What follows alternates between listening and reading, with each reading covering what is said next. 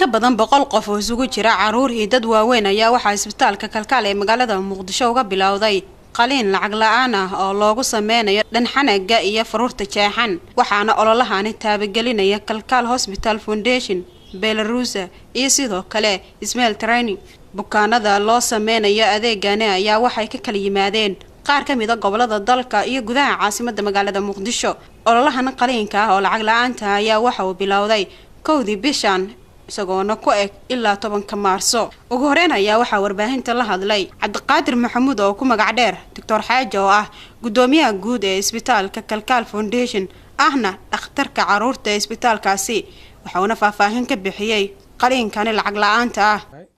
qaliinkan waxa fuli doona si lacag la'aan ah waxa lagu fuli doona Clift Lip iyo Clift Palate dhamxanaga iyo faruuranka waxa lagu fulin doona dad gaaraya 170 qofood oo ka kala yimid gobolada Soomaaliya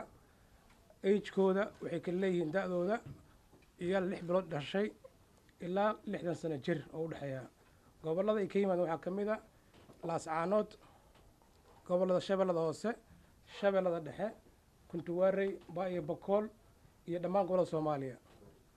iyo Bari Laascaanood intaba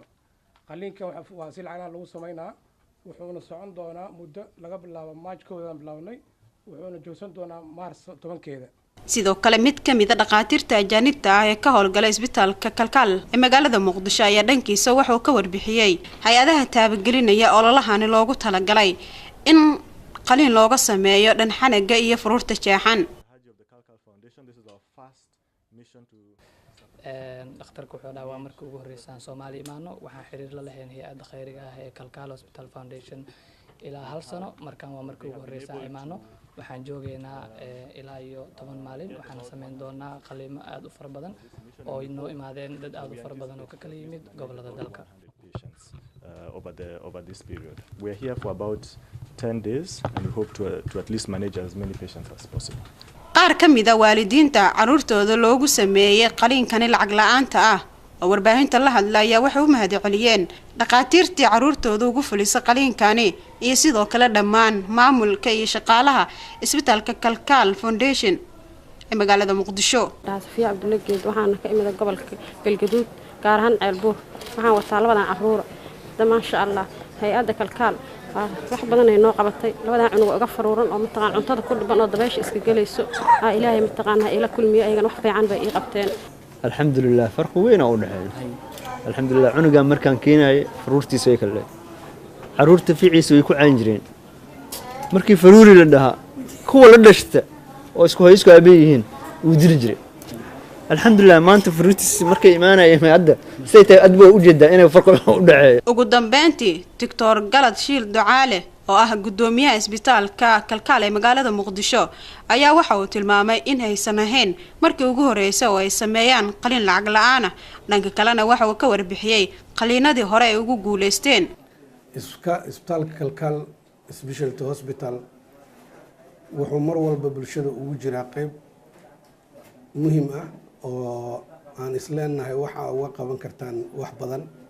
waxyaalaha dhibaatooyinka caafimaad ee bulshada haysta sida horey aan u sameynay 12 Oktoobar markii qarax u dhacay San Firiga balka ugu sameynay dadweynaha dhamaantood ugu sameynay oo kale waxaan qaybo kale oo firiya sameynay ama talaalo firiya agoomaha waxaan kala sameynay oo horey u sameynay markaan aan ku celinay faruuran dadka faruuran ama bulshada qaybaha maaragtay faruuran oo aan wax badan ka qabanay isbitaalka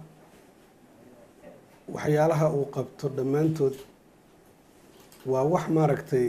dadku inta badan ay u aadi jireen dibadaha u aadi jireen isbitaalka Kalkaal ee magaalada Muqdisho ayaa waxa uu yahay isbitaal inta badan qaliin lacag la'aan ah u sameeya dadka danta yar ee waxba aan haysan Farxii Maxamuud Yuusuf Som News TV Muqdisho.